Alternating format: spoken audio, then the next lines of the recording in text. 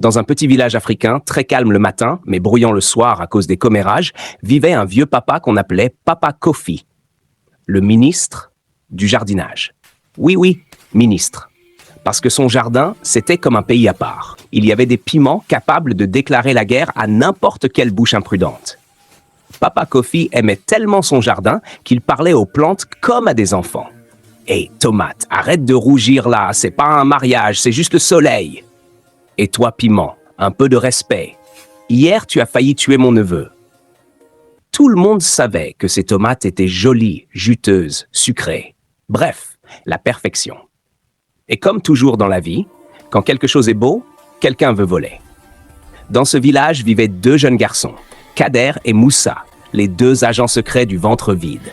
Ces gars-là avaient un talent spécial. Ils pouvaient sentir l'odeur d'une tomate mûre à 2 kilomètres. Chaque soir, ils venaient en mission. Oui, en mission. Ils marchaient en mode ninja.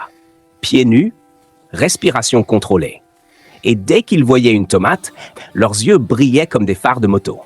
Kader, regarde, la tomate XXL. On dirait elle a mangé une autre tomate. Moussa, approche doucement, je te couvre. En 3 secondes, hop, une tomate disparaît. Puis 2, puis 3. À la fin, même le vent avait honte pour eux. Mais Papa Kofi, lui, n'était pas né hier. Il a commencé à faire des calculs. J'ai planté 40 tomates, j'en vois 12. Le reste, c'est parti dans quel pays?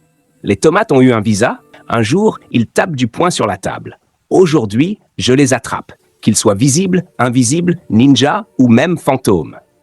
Papa Kofi sort son plan militaire. Il installe une corde, un piège, un filet, même un vieux seau qu'il a transformé en alarme sonore. On aurait dit un film d'action version agriculture.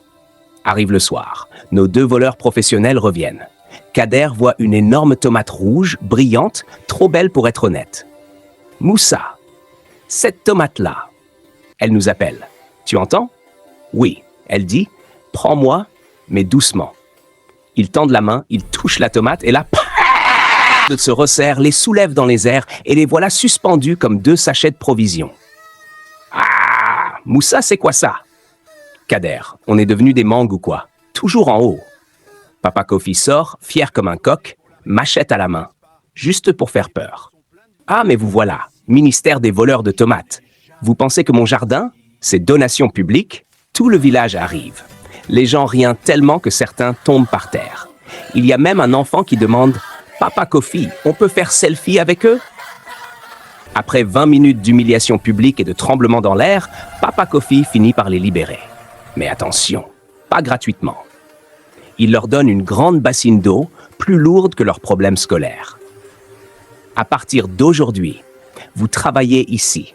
Si vous aimez mes tomates, vous allez aider à les faire grandir. Depuis ce jour, Kader et Moussa n'ont plus jamais volé. Bon, parfois quand ils voient une tomate trop belle, ils toussent seulement, mais ils ne touchent pas. La corde les a éduqués mieux que l'école. Abonnez-vous